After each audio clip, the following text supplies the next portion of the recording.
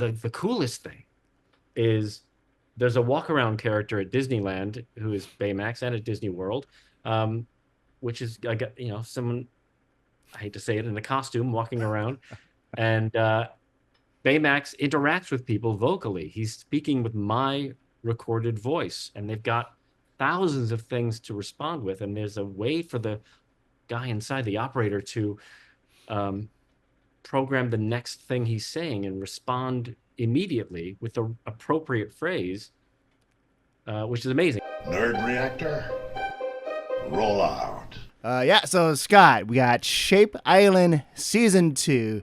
And so, first question I want to ask you is just whether you have a fond memory of working on this project, whether it's Season 1 or 2, as the role of Triangle.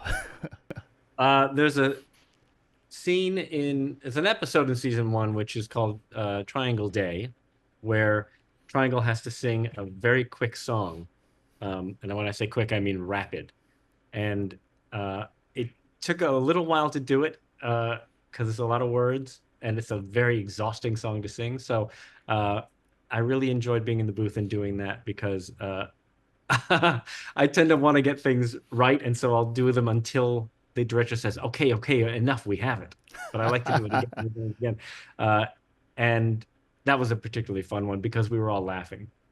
Oh yeah. We laughed, don't get me wrong, but that one especially was, I think, a good bonding moment for me on the show. Yeah. And the character of Triangle likes to have fun, have adventures. So I was wondering if you are the fun and adventurous of the group. Probably not. I don't drink. I don't swear very much. I don't go carousing very often, but I'm also not very conservative. So I haven't seen the others at their most wild. So I'm not gonna say that I would be wilder than any of them. Yeah. And one of my favorite episodes this season is, what is it? Circle's new roommate. So we get to see how Triangle is, like how they live together, whether it's through discovering the bowl with the handles, whether it's playing basketball where you score by missing the hoop. And so I was wondering for you, if you had a chance to add another just weird or activity that Triangle would have, what would it be?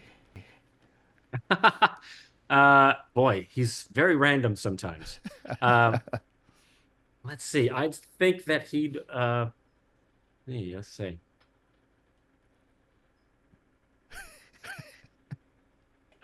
He would have a reading competition where the person who reads the best to themselves wins. All right, yeah. It's a silent contest, and there's no way to determine the winner. And so I think Triangle would have fun determining the winner of something you can't really determine. Oh, yeah.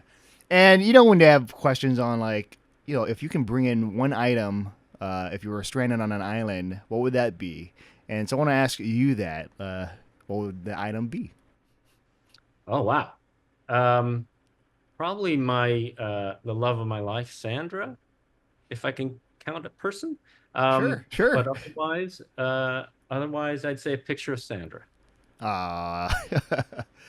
And so this show is, it's continuing on, but there's another character that you voiced that has been continuing on, Baymax, whether it's through the movie, the TV show, or video games. I want to ask you for that. Like, what was it like to voice Baymax still, like, just throughout your life?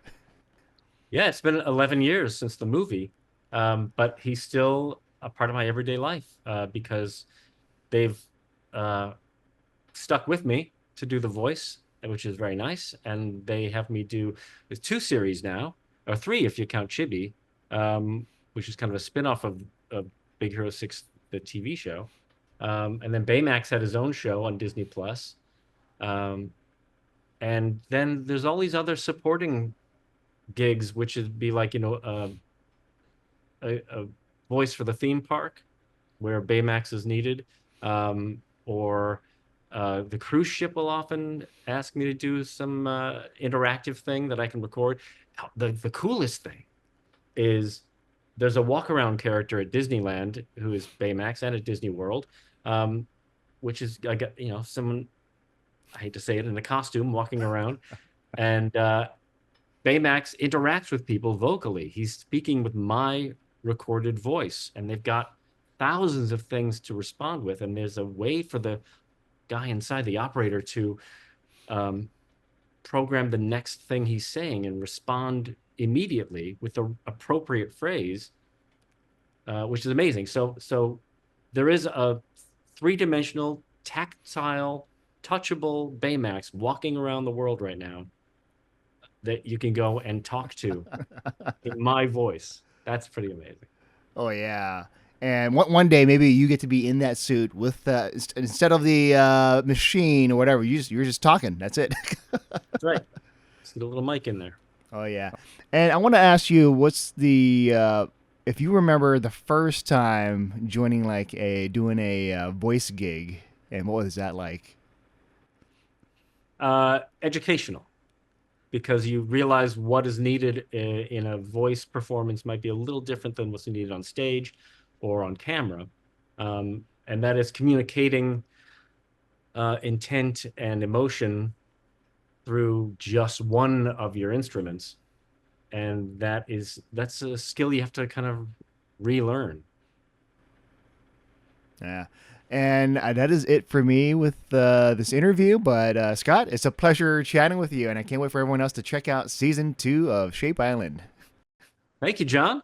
Good to talk to All you. right, take care.